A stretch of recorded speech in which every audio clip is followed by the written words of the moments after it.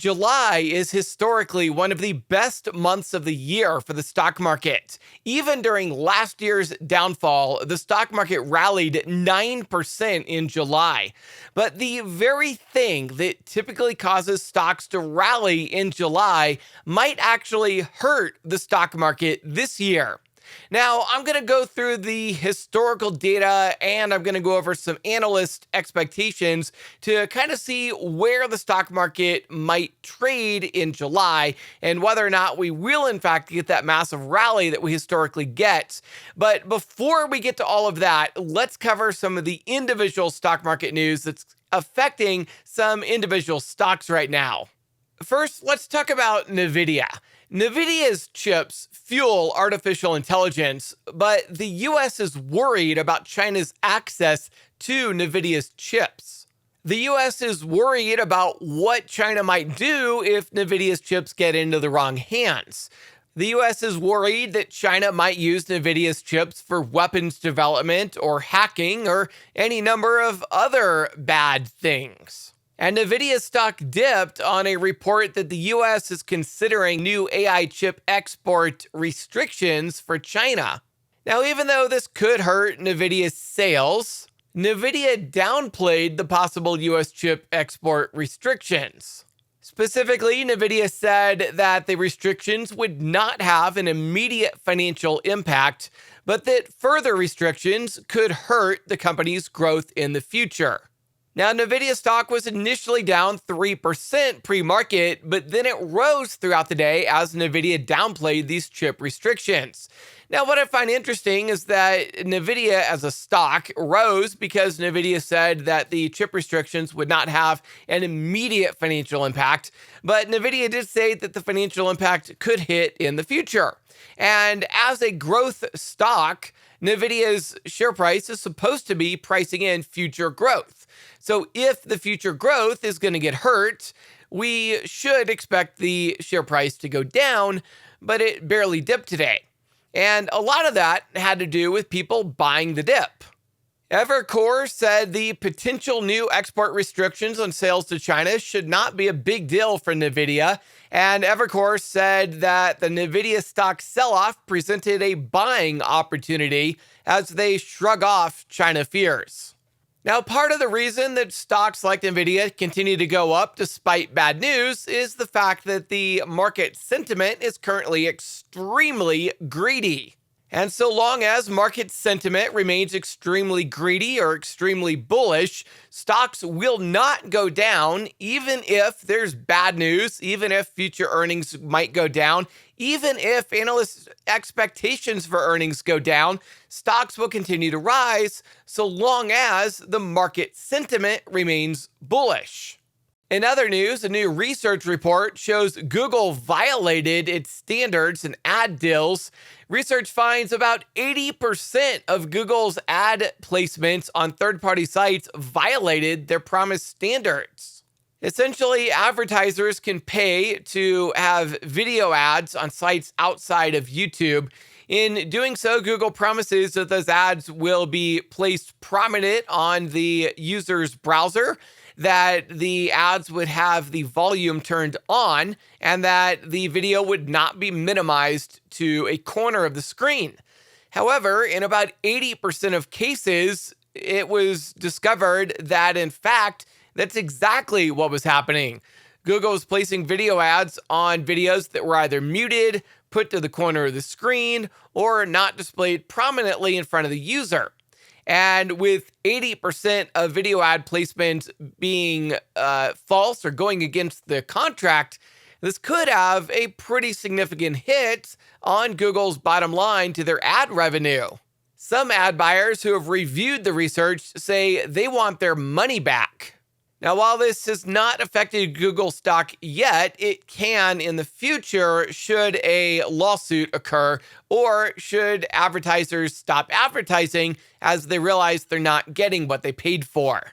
Now, moving on to airline stocks, severe weather and FAA shortfalls have kicked off a rocky start to the summer air travel. Thunderstorms prompted thousands of flight delays and cancellations since the weekend. The fact is, airline stocks rose on high expectations for the summer travel season as airlines all forecasted excellent sales growth during the summer travel season.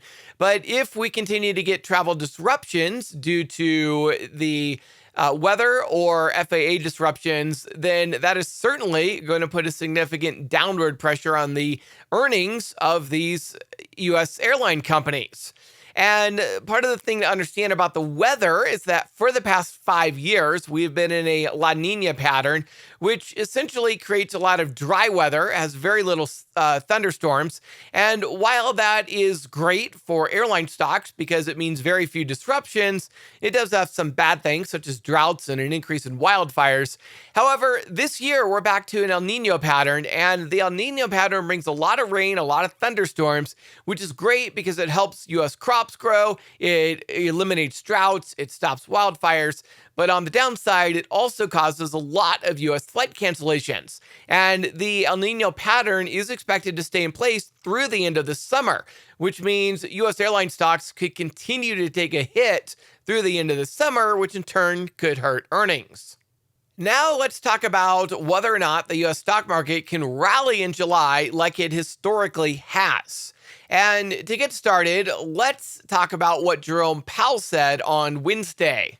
Powell said that rates have not been restrictive for long enough in order to bring inflation down to their 2% target. Further, Powell said more restriction is coming, including the possibility of hikes at consecutive meetings. The big problem for the Federal Reserve is that even though headline inflation has been coming down, what the Federal Reserve really looks at, which is core inflation, that has not budged. That has stayed above 5% this whole time and has had 3 consecutive months in a row at 0.4% month-over-month growth, which is far higher than the Fed wants. And with core inflation refusing to come down like headline inflation has, Jerome Powell is now saying they might have to raise rates even more than 2 times in a row. Powell said, "We believe there's more restriction coming. What's really driving it is a very strong labor market." Previous comments from Powell pointed to the possibility of rises coming at alternate meetings. That is, a rate hike in July, followed by a pause, followed by a rate hike, followed by a pause. Though he said Wednesday that might not be the case, depending upon how the data comes in. Keep in mind that the Fed's preferred measure of inflation, the Personal Consumption Expenditures Index, or PCE, is being released on Friday. Now, all of these Fed rate hikes are taking a toll as corporate bankruptcies are speeding up to recession levels. Corporate bankruptcies and defaults on loans are at the highest level since the great financial crisis. And this has a lot of people fearful that a recession that a lot of people have been predicting for the past year is about to start. And Biden is now in a race to reverse voters' pessimism about the economy. Now, you might expect Biden to be focused on improving the economy, but unfortunately, that's not what he's doing. As voters remain pessimistic, Biden's solution to this is essentially to go on a PR campaign and change voters' perception about the economy that continues to slow down. Why? Why not just fix the economy? Now, when it comes to predicting an upcoming recession, there's a little bit of good news tucked behind the deeply inverted Treasury yield curve. The U.S. Treasury market, thought by many analysts to be screaming recession for much of the past year, may be sending a surprising signal that's more consistent with the soft landing scenario. To be clear, a soft landing still means a recession, it just doesn't mean a hard recession. Though the 2-year yield continues to trade a full percentage point above its 10-year counterpart, this so-called inversion can be interpreted in more than one way. Besides being seen as a worrying sign of a potential downturn, it can also be read as confidence that the Federal Reserve will succeed in bringing inflation back under control without causing a hard recession. It should be noted, however, that historically, at no point in U.S. history has the Federal Reserve ever been able to get inflation down without causing a recession. Every single time the Federal Reserve raises interest rates, it causes a recession. This has happened 100% of the time. Never before in history have we not gotten a recession. There's no doubt that a recession is coming. The question is when? While an inverted yield curve is traditionally a good indicator of an approaching recession, what it is not very good at historically is gauging the timing of that recession. On average, the economy will enter a recession 18 months after the yield curve inverts. The yield curve has been inverted for 14 months, which means on average, we will enter a recession within the next 4 months. However, in some cases, it has taken as long as 24 months for that yield curve to get inverted, which is pointing to a recession starting somewhere between the next 4 to 10 months.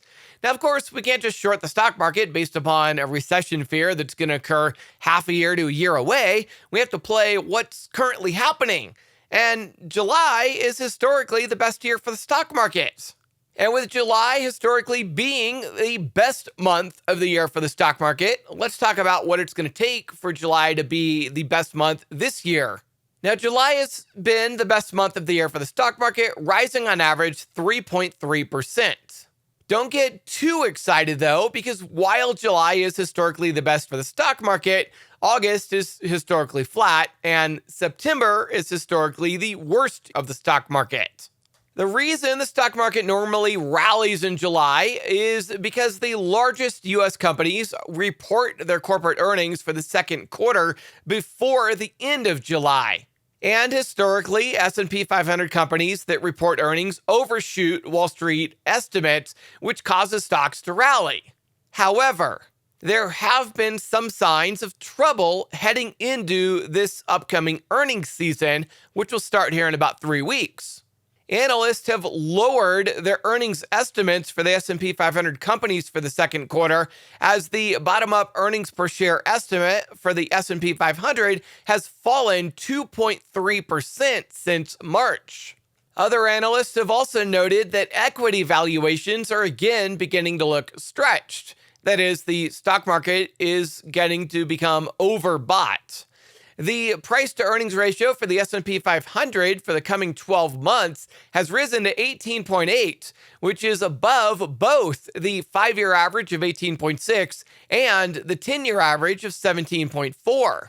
With earnings expectations declining and valuations above the historical highs, all of that points to a stock market that is more likely to top out and fall than rally and have the best month of the year. That said, with the market sentiment still remaining extremely bullish, I would expect stocks to continue to rally, at least going into earnings. This may very well be one of those cases where it's a buy the hype, sell the news earnings season, meaning stocks could rally going into earnings, but then could sell off once those earnings actually start coming out.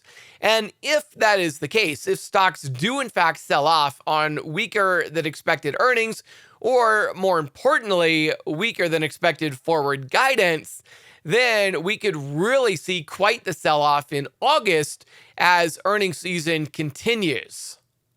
Now, if you want to know what we're buying and how we're making money as the stock market continues to trade, with today being a fairly flat day, we ended up doing a put credit spread on the S&P that essentially makes money whether the stock market either trades flat or goes up. And that's exactly what the S&P did today. It traded fairly flat and then rallied into the close. It looks pretty bullish for Thursday, by the way, and it looks like that put credit spread is going to become profitable at max profit. If you guys want to learn how to trade these multi-leg options so that you can make money no matter whether the market goes up or even trades flat, you're still profitable either way, come join us in our coaching program where I will teach you how to make money no matter which way the stock market goes. If you want to learn how to trade multi-leg options, we currently have a promotion of 20% off for July 4th. That July 4th sale running now through July 4th, and then that sale will end. If you want to take the 20% off of the coaching program, make sure you sign up before the end of July 4th. All you have to do to get more information about the coaching program is go to weprofitdayandnight.com. That's weprofitdayandnight.com. Click Start Learning, schedule a call with an onboarding specialist, and he can get you more information about the program and get you into the program if you feel like it's a good fit for you. If you got a lot out of this video, then be a good friend and share this video on your social media pages so that others will know what's going on in the market as well. And don't forget to hit the like button and subscribe. And if you missed yesterday's video where I talked a little bit more about the economic news that's happening and went into a little bit more detail of what's happening with this Nvidia AI chip ban to China, make sure you watch the last video that I uploaded here.